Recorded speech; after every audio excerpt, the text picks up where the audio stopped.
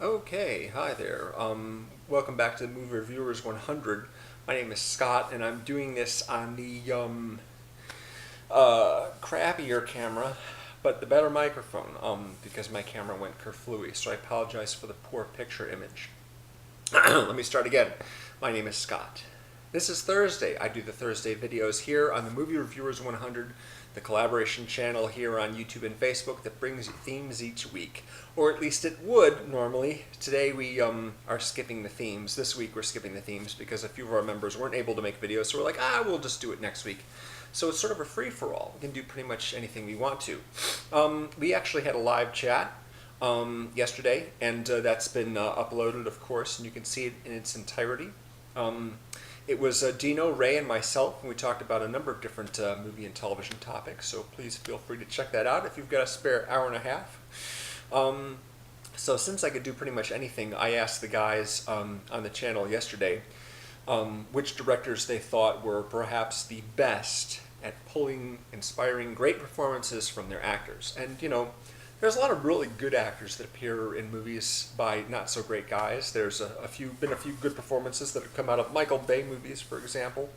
I think we all sort of agreed that George Lucas was probably the worst director when it comes to coaching his actors to give good performances. He just isn't interested in that. He's interested in costumes, creature design, spaceship design, and to a certain extent, writing. Acting, not so much. He's pretty terrible at that. But the list of directors that have gotten good work from their actors is quite numerous. And especially if you look at, say, the comic book movies that are being made these days by Marvel, by Christopher Nolan, you know, the new DC films and what have you, they're stuffed with great actors, great character actors, and which would normally be, you know, I mean, in years past, they would sort of just get whoever, and not really pay that much attention to the caliber of actor. Now you've got multiple Oscar winners starring in these films, multiple nominees. It's quite a good time for those sorts of movies. They get all the best people, it seems, and of course all the money. You know, we were talking about David O. Russell, Woody Allen, Scorsese, Robert Altman. Maybe we didn't mention Robert Altman. He just sort of came to mind. You know, there's been a bunch of guys that have done well there. You know, consistently well. My favorite director, of course, is David Fincher, largely for his visual style and his taste in material, but he also has a really, really good taste in character actors as well. And leading actors as well. He has a relationship with some of them. Brad Pitt, for example, is a guy he's worked with 3 times, and he's had a few other people appear in multiple films of his. I thought that just for the fun of it, I would try and figure out who was the best actor in each of his movies, which particular actor or actress gave the best performance in each of his 9 films. He's got another one coming out in October called Gone Girl, so that would be number 10, but of course I haven't seen it, so I'm not going to include that one. So it'll be like a top 9 list, if you will. But instead of, strictly speaking, 9, I'm just picking one from each film. And his first one came out in '92, and it was Alien 3, and it's not a very well-liked movie, least of all by him, but does contain a very, very good performance by Charles Dance. We talked about him, actually, on the Hangout. He's on Game of Thrones, of course, and he's very, very intimidating in that. He's been in a number of films I've seen over the years, but in Alien 3 he played a gentler character, Doctor, who lost his license, or at least his license to practice on ordinary law-abiding people, and end up working in a prison looking after those guys. He's very good in the film, very good, and it was the first film that I'd seen him in. He has a good monologue about how exactly he came to be there. He's great, and that's, I think, probably the best performance in the film. Next, Seven came out in 1995, and that's one of my favorite movies of all time. Plenty of good actors in this one. Morgan Freeman, Kevin Spacey, R. Lee Ermey. Leland Orser is the guy who was forced to screw a prostitute to death by John Doe, the murderer. He has a scene where he freaks out appropriately. Richard Massey also has a small part in it. John McGinley is in it too, but his role isn't all that notable.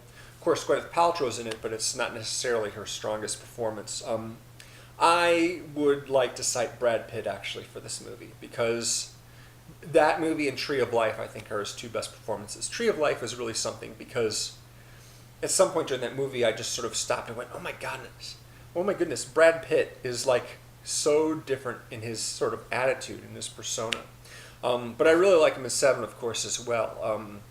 He's very natural, he's very relaxed in the part, fits very well, and he has a really great emotional outburst at the end, which I thought was like, man, I don't think I'll ever see Brad Pitt as good in that one scene at the end there than I've seen him in any other film. So while it has lots of strong performances, I'm giving the little trophy in particular to Brad Pitt for that film. In 1997, Fincher directed The Game, which starred Michael Douglas and Sean Penn, but my favorite performance in the film was by James Reborn, who's a character actor who actually just died like 2 weeks ago of skin cancer. He'd been in a lot of films. He played the Dean in Scent of a Woman, who was giving Chris O'Donnell trouble. He was in Carlito's Way as a prosecutor giving Al Pacino trouble. He was recently in episodes of Homeland playing Claire Danes' father. But in The Game he played a different type of character. He was the salesman at CRS who tells Michael Douglas exactly what the company does and what the game is. And he's very sort of lightweight and jovial in this. And in fact, his last scene in the film, he's dancing at a party, which is very different from the usual roles that he plays. Really like him a lot in that movie. Of course, I recognized him. I thought, my goodness, how great to see him play a character like this as opposed to the blowhards that he usually plays.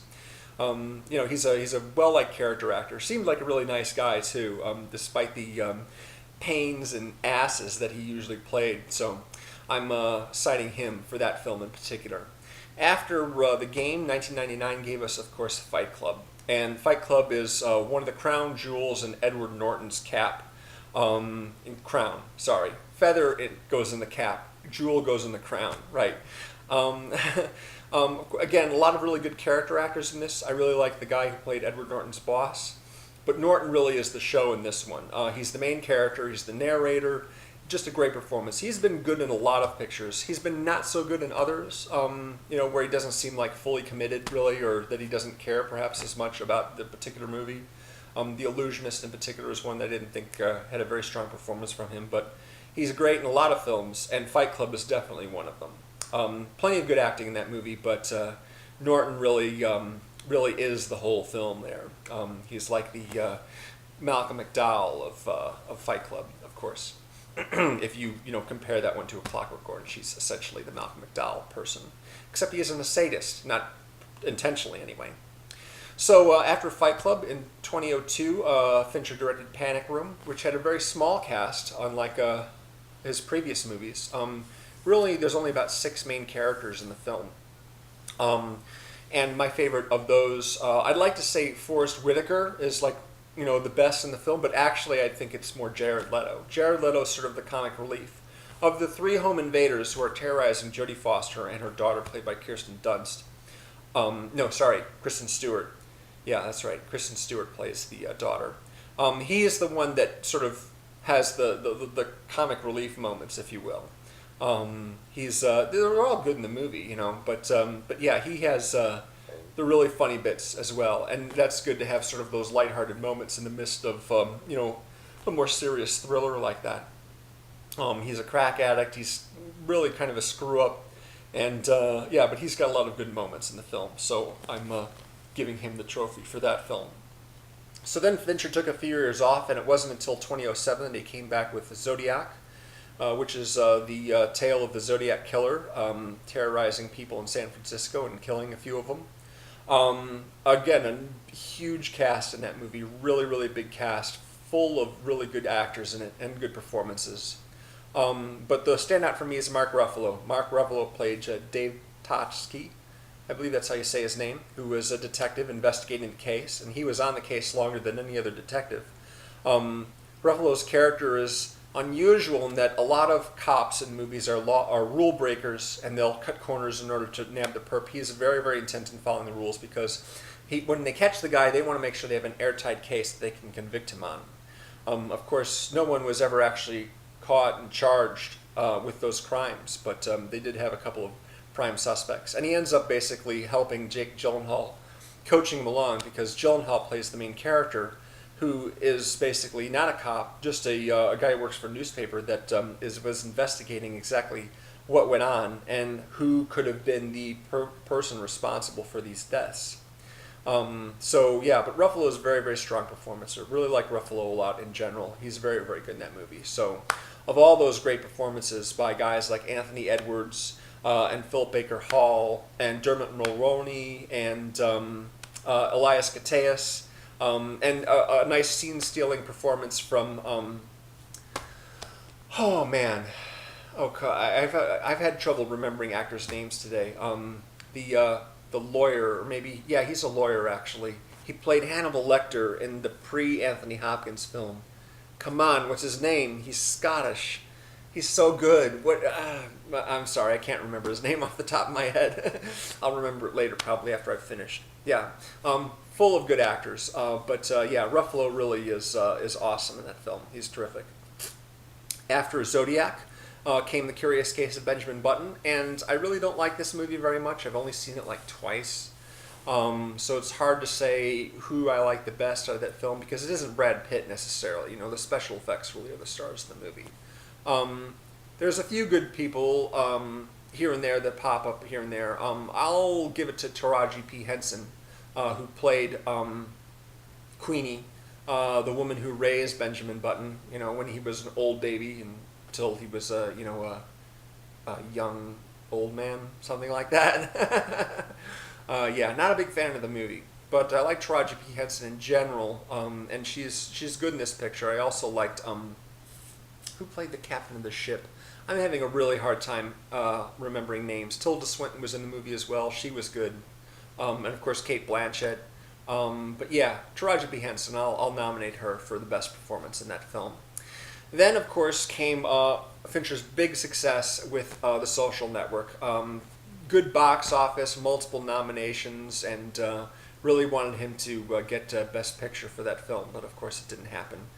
Lots of good actors, of course. You know, the cream of the young Hollywood crop appeared in that movie. I would like, in particular, to cite the guy who played the Winklevoss's lawyer. And I actually forgot to look up his name before I started this video. I have to start all over again. But the Winklevoss twins, of course, are played by Armie Hammer, and he's really good in the movie. I hadn't, you know, he was like the first thing I'd seen him in. And of course, there was another actor who was doubling for him, but on screen, basically, all the performances that you see are really from Armie Hammer himself. Yeah, plenty of other good people in the film. But yeah, him, you know, him and the lawyer, the Winklevoss's lawyer, they're like my top picks in that film. So that's like maybe, you know, 8 and 9, I guess. And finally, The Girl with the Dragon Tattoo, which came out in 2011. Again, plenty of good actors in that one. I really like Christopher Plummer a lot. You know, Stellan Skarsgård and Robin Wright, and even Julian Sands has a tiny little part, although he really doesn't have much dialogue. He plays the young Christopher Plummer in the flashbacks. But Rooney Mara really owns that movie. You know, it's a great character, and she plays it very, very well. So well, in fact, that I was kind of surprised when she gets rid of her piercings and draws her eyebrows back on and puts on a wig and lipstick and makes herself look somewhat normal. I'm like, oh yeah, that's right. She was in The Social Network. I forgot all about that. I'd been watching Elizabeth Salander throughout that whole picture. You know, I hadn't, you know, thought about the fact that this was an actress who I had seen before in other stuff. And to be honest, I really hadn't seen her in anything except for The Social Network, but still I'd seen that movie enough to really sort of get that image of her in my head. And she's totally different in the movie. She really plays the character well. So there are my top 10 performances in David Fincher movies. 9, 10, something like that. Anyway, that's my video for this week. I hope you enjoyed it. And we will have an official theme starting tomorrow, so I hope you'll tune in for that. Please visit our Facebook page if you haven't already, and comment, give us feedback, suggest new themes, actors, actresses, directors, whatever you would like us to devote a week to. Subscribe to our channel, please, if you haven't done so already. Thank you very much for watching, and we'll see you again real soon. Bye.